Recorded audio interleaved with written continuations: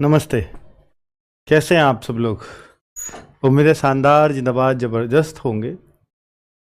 आज जन्मदिन तो है ही, इसमें कोई शक नहीं है। और मैं सोच रहा था कि जिन लोगों ने मुझे जन्मदिन मनाना सिखाया है उनके सामने चाहे 2 मिनट के लिए ही आऊँ, आना तो बनता है, क्योंकि वो बच्चे भी शायद चाहते हैं और मुझसे बहुत कुछ आज के दिन उम्मीद भी करते हैं कि मैं शायद उनके लिए कुछ करूं या कुछ। और कोई भी उम्मीद है, कोई भी गिफ्ट की उम्मीद करेगा मुझसे, तो सीधी सी बात है यही कि सर हमें कुछ सस्ता कोर्स मिल जाए, सस्ता कुछ चीज़ें मिल जाएं RWA से। यही एक गिफ्ट की उम्मीद एक बच्चा कर सकता है, और इससे ज़्यादा करेगा भी क्या अगर हम उसको वो भी ना दे पाएँ, क्योंकि वो बच्चा हमारी उम्मीदों पर हमेशा खरा उतरा है। हमने जो जो भी उससे मांगा उसने सब कुछ हमें दिया, और हम उसकी ये छोटी सी उम्मीद भी इस जन्मदिन के दिन नहीं कर पाएंगे पूरी, तो फिर ये हमारे लिए अब थोड़ा सोचने वाली बात हो जाएगी। तो मेरे भाई, जैसे मैंने बोला कि जन्मदिन मनाना मुझे आप लोगों ने सिखाया है। मेरे पेरेंट्स या गांव की पृष्ठभूमि से आते हैं, वहाँ ना कभी लड़कों का जन्मदिन मनता है ना कभी लड़कियों का। मैं कर रहा हूँ आज से 10 15 20 साल पहले की बात। तो क्योंकि जब बच्चे से आपका मनाना कोई शुरू करता है तो वो बच्चे से ही मनता हुआ आता है आगे तक। और मुझे याद है कि मैंने शायद 2020 से पहले कोई जन्मदिन अपना सेलिब्रेट नहीं किया। 2020 से पहले मैं 1990 का मेरा बर्थ है, और आप लगा लीजिए कि 2020 यानी 30 साल। तो 30 साल तक मैंने अपना कभी कोई बर्थडे सेलिब्रेट नहीं किया। और 30 के बाद अगर मैं कोई सेलिब्रेशन कर पा रहा हूँ तो इसकी वजह सिर्फ आप हो सकते हैं। और ये सेलिब्रेट करना, आप कहो कि सर हमारा क्या योगदान रहा, कि आपकी एक विशेष आती ही हैं हमेशा, लेकिन आपको जो पढ़ाने वाले टीचर्स हैं, जो ये परिवार बना RWA परिवार, वो आपसे और हमारे स्टाफ से मिलकर के बनता है। तो इन स्टाफ ने मेरा बर्थडे मनाना शुरू किया था 2020 में। मुझे याद है कि पहली बार जब, चूँकि जब तो मैं ऑनलाइन पढ़ाया करता था, अकेला पढ़ाया करता था 22 जून 2020 तक, कुछ बच्चे ही जो है केक लेकर के घर पे आ गए, आसपास के बच्चे। तो फिर मतलब लगा, मैं बड़ा झिझकता हूँ। अच्छा, मैं जिस किस्म का इंसान रहा हूँ शुरुआत से अब तक, तो मैं बहुत शर्मीला, बहुत झिझकीला, बहुत मतलब अपने आप को बहुत एक्सप्लोर करने वाला मैं कभी नहीं रहा। आप देखेंगे कि जब मैंने 2009-10 में पढ़ाना शुरू करा, एक टीचर के लिए वैसे ये ठीक बात नहीं है, टीचर को थोड़ा अपने आप को एक्सप्लोरेबल होना चाहिए, बट मैं नहीं था। और मुझे याद है 2009-10 की बात मैं कर रहा हूँ। मेरे पापा ने मुझे सीधा ये खड़ा कर दिया कि भाई जा कर के, जो तुझे चीज़ें आती हैं तो रीजनिंग पढ़ा दे जा कर के बच्चों को। मुझे याद है 30-31 बच्चों की क्लास रही होगी, और जब मैं पहली बार जा कर के उस क्लास में खड़ा हुआ तो 30-31 बच्चे की तरफ, वो सब मेरे से ज़्यादा एज के थे। सोचिए ना, 2010 में मेरी उम्र क्या रही होगी, 19-20 साल, 9-10 की बात कर रहा हूँ। तो मैं एक बार भी, क्योंकि सबकी दाढ़ी मूंछ आ रही थी और मेरे तब तक थी नहीं, तो मैं एक बार भी बच्चों की तरफ नहीं घूमा। उस बोर्ड पे पढ़ा रहा था, बस पढ़ाई जा रहा था, क्योंकि चीज़ें मुझे जैसे आती थी, जैसे मैंने सीखी थी, मैं वैसे करता रहा। और मैं बस उस क्लास से जैसे तैसे, मुझे याद है कि शायद 40-45 मिनट की वो क्लास रही होगी, और ब्लड रिलेशन मैंने उसमें पढ़ाया था। बच्चों ने तो भले ही खड़े होकर तालियां बजाई हों, पर मुझे किसी बच्चे की शक्ल याद नहीं है कि मैंने किसकी शक्ल देखी थी पढ़ाते टाइम। मतलब उस टाइम भी याद नहीं थी, कोई अगले मिनट मुझसे पूछे तो, क्योंकि मैंने शक्ल ही किसी की नहीं देखी थी। और टीचर कोई, कभी ऐसा हो सकता है कि बच्चों को बिना देखे करके कोई पढ़ाए, बिना देखे? तो बस मैं चीज़ें बोल रहा था, वो सुन रहे थे और उन्हें समझ आ रहा था। वहाँ से कॉन्फिडेंस आया, जो उनकी तालियां थीं उससे मेरे को कॉन्फिडेंस आया कि शायद मैं पढ़ा सकता हूँ, है ना। तो फिर मैंने चेयर पे बैठ करके कुछ बच्चों को, 4-6 बच्चे जो है मुझसे सीखने लगे, और फिर वो सेलेक्ट हो गए सारे के सारे। दिल्ली पुलिस की बात थी वो, और चार बच्चे, चारों के चारों सेलेक्ट हुए। वहाँ से कॉन्फिडेंस आया कि यार, और उनकी जो एक्सप्रेशंस थे उसके बाद, सेलेक्ट होने के बाद, और उसके पेरेंट्स के, तब ये फिर मेरे को अलग लगी कि यार मुझे ना ये काम करना चाहिए, इसको क्यों ना थोड़ा मैं, और अगर मुझ में ये क्वालिटी है कि मैं इन 4 बच्चों को सेलेक्ट करा सकता हूँ, मेरी बातें इनको समझ आती हैं, तो क्यों ना मैं इसको और ज़्यादा बच्चों तक चीज़ों को पहुँचाऊँ। तो फिर मैंने ऑफलाइन में जो है क्लास रेगुलर लेने लगा, और पापा पढ़ाते थे तब तक। तो फिर उन्होंने बोला कि नहीं, तुझे बच्चे पसंद कर रहे हैं, अब तू ही चला ले। तो 2010 से मैं फुल फ्लैश्ड मैंने ही कोचिंग सेंटर चलाया, और 2010 से 10-11 साल वो कोचिंग सेंटर ऑफलाइन मैं उसमें लगातार प्रेजेंट रहा, और मतलब लगातार उपस्थिति रही। इस दौरान नौकरी भी लगी, नौकरी भी शायद मेरी इस वजह से लगी, मैं बहुत होशियार कभी नहीं रहा क्लास में। हाँ, ये जरूर है कि मैं ऊपर के 4-5 बच्चों में रहता था, पर मैं कभी फर्स्ट सेकंड थर्ड पोजीशन तक भी कभी क्लास में नहीं आया। सरकारी स्कूलों से पढ़ाई हुई है मेरी भी। तो और सरकारी स्कूलों में आप समझिए थोड़े मीडियम स्तर के बच्चे होते हैं, और उनमें भी मैं कभी फर्स्ट सेकंड थर्ड पोजीशन पे नहीं था। तो वहाँ मतलब जो लगता है ना इस बात से कि यार ना कभी मैं होशियार स्टूडेंट रहा, और मैं खुद की मेहनत करता तो शायद मैं एसएससी सीजीएल भी कभी नहीं निकाल पाता। मुझे लगा कि मैंने जो बच्चों को पढ़ाया, और चीज़ें जो बार बार रिवाइज हुई पढ़ाने से, क्योंकि 10 में पढ़ाना शुरू किया 9-10 में, और 12 में मैं सीजीएल के एसएससी सीजीएल को क्रैक करके एमई लेकर के, और उसमें जॉब लग गई। 14 में मैंने ज्वाइन किया, लेकिन मैंने पढ़ाना नहीं छोड़ा। मैं लगातार ऑफलाइन सुबह 6 बजे 5:30 बजे, मुझे याद है कि मुझे 7:30-8 बजे निकलना होता था ऑफिस के लिए, और सुबह 5:30 बजे दिसंबर के महीने में, और मतलब सामने 300-400 बच्चे बैठे हैं, अंधेरे में मुझे शक्ल नहीं दिख रही है उनकी, उनको बोर्ड पे बस उजाला है, बाहर की तरफ बैठे हैं जब हॉल भर गया है पूरा है, तो कोहरा हो रहा है, मुझे पीछे के बच्चे ही नहीं दिख रहे हैं, उनको बस मेरी आवाज़ सुन रही है।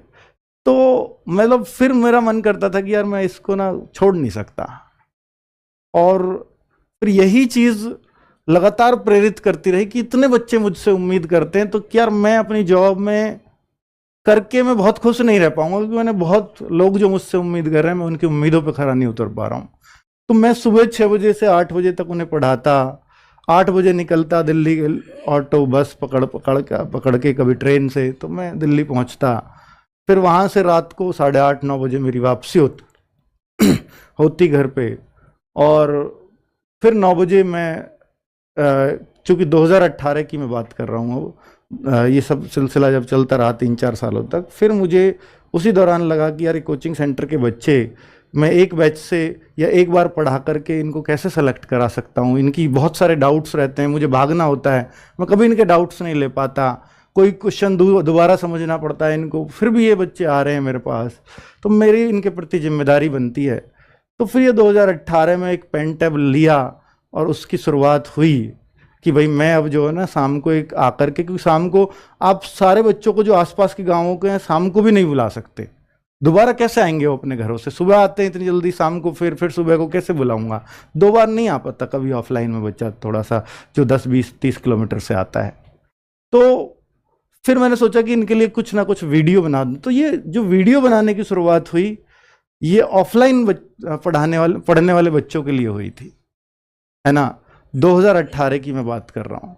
और फिर बस मुझे कभी नहीं पता था कि YouTube कभी पैसे भी देता है इस चीज़ के। जब मैंने शुरुआत करा था, मुझे एक बच्चे ने सलाह दी थी कि सर क्यों ना, अगर आप परेशान रहते हो, इन बच्चों के लिए कुछ एक्स्ट्रा करना चाहते हो, तो क्यों ना YouTube पे वीडियो डालने लगो। तो वो फिर मैं शाम को 8 बजे 8:30 बजे आता, और मैं रात को 11-12 बजे तक जो है उस पर वीडियो डाल के फ़ोन के नेट से उसको अपलोड करा के, और तब एक बार मतलब फिर सोता था, और सुबह 5:30 से फिर 6 बजे से फिर क्लास होती थी। तो ये सिलसिला लगभग 2-2.5 साल चला। फिर एज ए टीम की जरूरत, यूपी पुलिस की वैकेंसी भी आई थी इस दौरान, और उन पेन टैब की हिंदी की वीडियो ने मुझे बहुत ऊपर पहुंचाया। उन्होंने कॉन्फिडेंस दिया कि मैं अब और आगे कर सकता हूं। और शायद ये 2020 में टीम जो जुड़ी, कि बहुत सारे बच्चों को ये उम्मीदें बन गई थी कि सर आप तो जो है हमारे लिए कुछ क्लासेस और बढ़ाइए, क्योंकि जीएस आप उतना टाइम नहीं दे पाते हैं, उतना अच्छा नहीं पढ़ा पाते हैं। तो फिर मुझे भी लग रहा था कि यार मैं 50 नंबर की जीएस को कैसे जस्टिफाई कर पाऊंगा दिल्ली पुलिस में।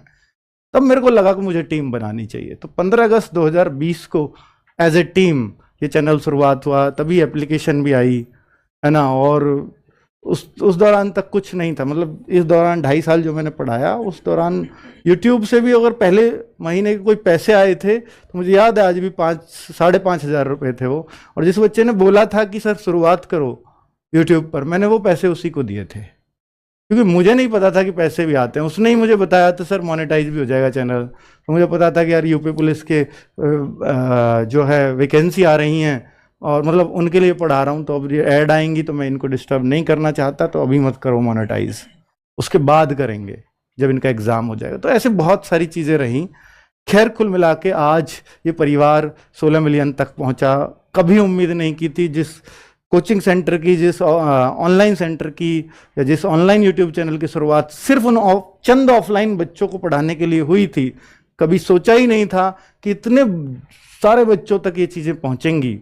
और आप देखते हैं कि मैं झिझकीला शर्मीला टाइप रहा हूं, तो पेन टैब की वीडियो ने उसमें जान डाली कि मैं कॉन्फिडेंस से बोल पाता था, क्योंकि मुझे अब शर्म झिझक नहीं थी, सामने चेहरा नहीं था मेरा, आवाज आ रही है, कोई कुछ भी सोचे कोई फर्क नहीं पड़ता। इस वजह से ज़्यादा कॉन्फिडेंस से पढ़ा पाया, आवाज़ में कॉन्फिडेंस आने लगा।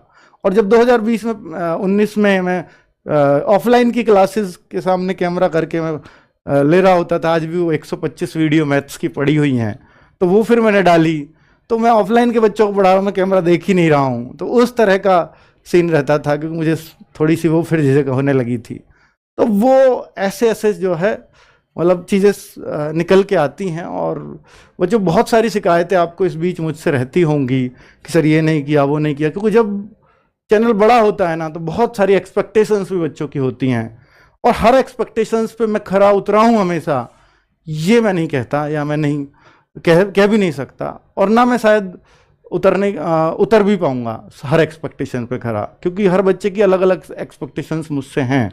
पर फिर भी जो आपके भले के लिए सबसे बेहतर आपके लिए हो सकता है वो मैं करता रहूंगा, ये मेरा आपसे प्रॉमिस है, चाहे आगे भी। और मेरा जो उद्देश्य है आगे वो थोड़ा और हटके है, शायद मैं इस वीडियो में आगे जिक्र भी करूं। 16 मिलियन आप देख रहे होंगे, शायद आपके स्क्रीन पे चल रहे हैं, तो शायद 2000 की कसर है। ये भी एक महज इत्तेफाक ही कह सकते हो आप कि आज ही 16 मिलियन हो रहे हैं जिस दिन बर्थडे है। मतलब ये तो एक बड़ा नंबर है ना, जो 3-4 महीने में आता है 1 मिलियन वाला। आप कहो सर 15-16 कोई बड़ी बात थोड़ी है, पर एग्जैक्ट उसी दिन होंगे, ये बड़ी बात है, मेरे लिए तो बड़ी बात है। मैं इससे इमोशनल फील करता हूँ इस चीज़ से। और आप सभी लोगों का बारंबार हाथ जोड़ के थैंक यू, क्योंकि मैं कभी भी ये सफलता डिजर्व कर ही नहीं सकता था, ना कभी सोच सकता था इस सफल होने के बारे में जो आज हो पाया हूँ। इसकी बदौलत ये जो सब कुछ मुझे मिला है, ये सिर्फ आप लोगों की बदौलत है। इस बात को मैं हमेशा याद रखता हूँ, हमेशा याद रखूँगा जब तक जीवित रहूँगा। चलिए बच्चे, RWA चैनल का जो अगला उद्देश्य है, मैं हमेशा एक चीज़ को सोचकर परेशान हो जाता हूँ कि सरकारी नौकरी लिमिटेड हैं और लिमिटेड बच्चों को मिल सकती हैं। गांव देहात का बच्चा मुझसे बहुत ज़्यादा जुड़ा हुआ है। आप शुरुआत की वीडियो को देखोगे तो वो टच आपको उनमें मेरा मिलेगा। आज भी मैं देखता, आज भी आप अगर आप देखते होंगे तो फिर भी मेरा फ्लो आपको वही मिलेगा जो आप गांव से कनेक्ट करते हैं बच्चे, वो समझ भी जाएंगे। तो शुरुआत की वीडियो में तो यही सर, हम तो आपसे जुड़े ही इसलिए कि आपको हमारी तरह आपकी आवाज़ से आप लगता था कि आप हमारी तरह देसी हैं। हमें अपनापन फील होता था, आप हमें बड़े भाई जैसे लगते थे, हमें कोई लगता ही नहीं था कोई टीचर पढ़ा रहा है। ये एक फीलिंग्स जो थी उन्होंने बहुत इमोशनल मुझे किया है टाइम टू टाइम।